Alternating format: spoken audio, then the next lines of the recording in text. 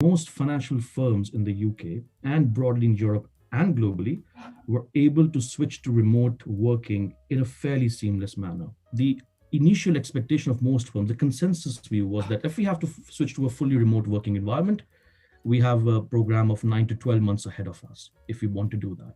What the pandemic did was people had to react quickly, and the average time in which most financial firms became fully remote or near fully remote was about 11 days.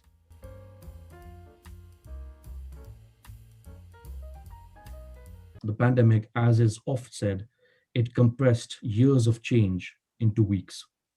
And most risk functions started adopting technology a lot faster, moving on to more newer programs of implementation, looking at automation, looking at artificial intelligence a lot more closely.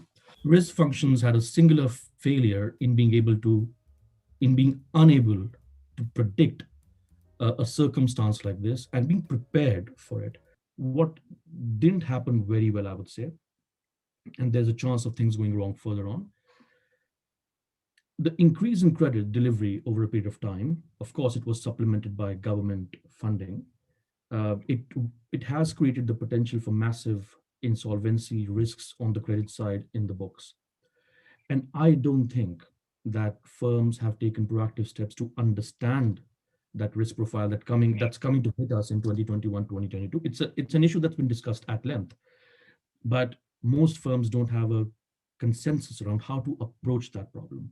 How do we adjust our credit models, for example, to look at how insolvencies might impact us in the next year?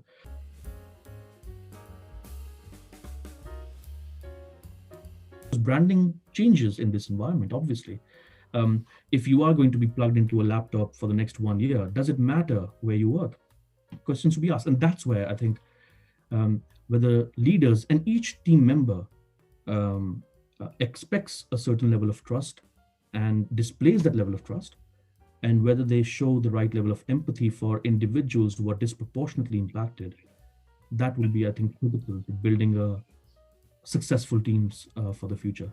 I like that a lot, actually, and it has come up in conversation. And the 2 points that really stood out there for me were the transparency and the empathy part of it. From the top down, there has to be that level of empathy, and it's more than just a word or a worthless platitude. It's actually actionable empathy.